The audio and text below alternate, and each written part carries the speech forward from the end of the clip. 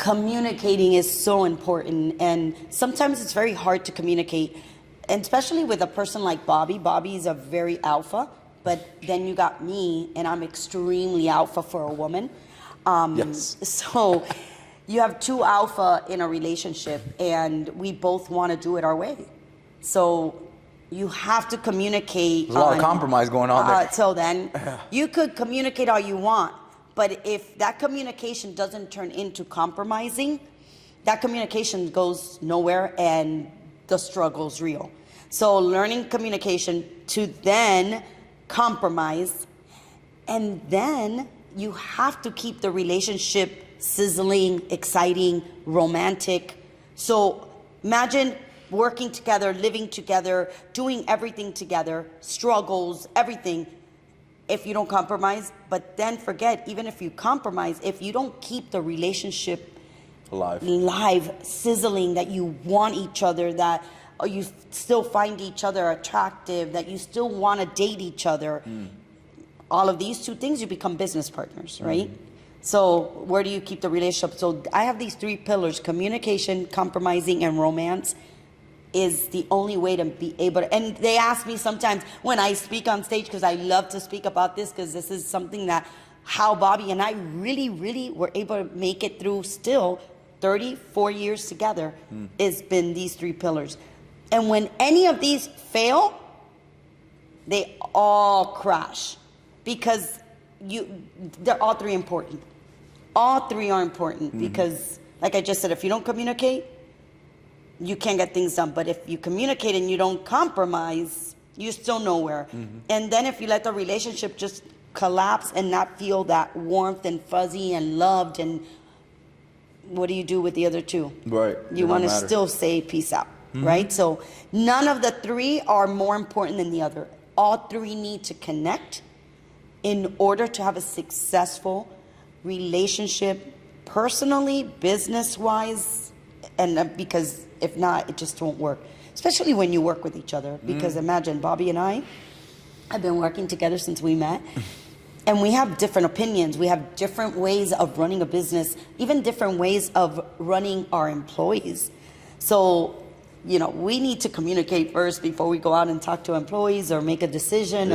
And so, yeah, it's not easy. No. But Bobby and I, like everything else in business and entrepreneurship, we never find the easy way out. The easy way out is when you have a problem with a spouse or whatever, is, hey, I'll see you. Go your way, I go mine, and we'll split. Right now, we could say, we'll split everything 50-50, and we're still going to both be okay, right? So it's very easy, but we've always found that finding a way to make our marriage work, make our business relationship work, is so much more rewarding than saying, let's just go our separate ways. But we luckily have never had, we have had our issues. Bobby and I have had many times in our beginning of our marriage, we split up twice for a few weeks, you know, and we were like, not trying, we were like, no, we're going to do the exact same thing we did with business. We're going to figure this out. We're going to make it work. Number one was because we were both in love with each other, right? So if the love is stronger than anything else, you're able to conquer it. But if love is not there and you're not feeling it, it's hard to conquer something. But luckily, and I guess we've been blessed that both of us feel that we're each other's soulmate. So we've worked our troubles out, and we continue. Like, it's not easy still, you know, we still go through like any other couples, but we don't fight. And one thing I always tell a couple, if the fight is not going to create a divorce, why are you fighting? Because Bobby and I used to do this. We used to fight for days and not talk to each other. And we would go to bed and we would be like this, and no, touch me, and 2 days later, I'm sorry. Oh, I love you.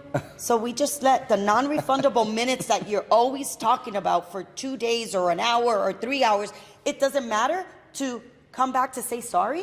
So no, from now on, we do not fight. We have disagreements. Stop. Don't talk to me if you're mad, or I won't talk to you if you're mad. Calm down. Think about what you're arguing about. Communicate, compromise, and then you go. So, and that's what's worked for us. So, if anything I could give, it is. But again, It's entrepreneurship. Is it Oh, easy? 100%. No. Again, if it was easy, everybody would do it. But 100%. that's exactly that's how we envision the relationship.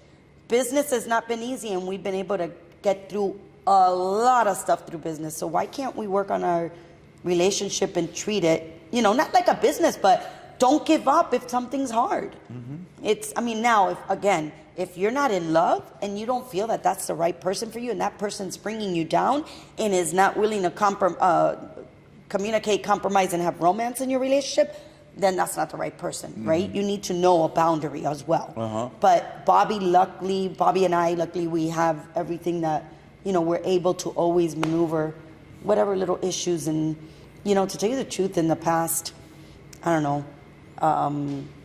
probably almost 18 years, because we implemented this in our lives, we really don't have like arguments that you could say, oh, we're not going to talk to each other. And it's been disagreements, and we're like, okay, we get over it. It's not going to divorce us. So, Yeah. So that's how we've been able to do it for 34 years. So you said it was compromise, No, it's communicate, compromise, and romance. Got it. And I always say this for business partners. The same thing, but so you communicate with your business partner, your employees, you have to compromise with them as well, because you can't know it all. Your employees are the ones that are there day in and day out dealing with that, the mass.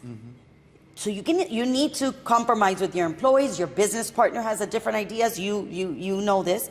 And then edifying. For me, romance in a business relationship is edifying. Edifying your employees on a constant basis, because, man, if it's not your employees, your partners that we call, working on a day-to-day basis, how can you grow? I don't care how smart, I don't care how good you are, you cannot build an empire on your own. You need that village. So again, business, I treat it the same way. We communicate, we compromise, and we edify. And when you do that, you create a culture in your business that nobody wants to leave that village. Yeah, I was gonna say. I mean, you guys must have had at BHG a lot of employees that have been there since the beginning. Oh right? my God! They never left. They're and they love it. Yeah. They love it. Yeah. We have employees that still call us. We miss you guys. This culture has been awesome. They love BHG. They thank us all the time. Like, oh my God, BHG is my life. They love it because they could create.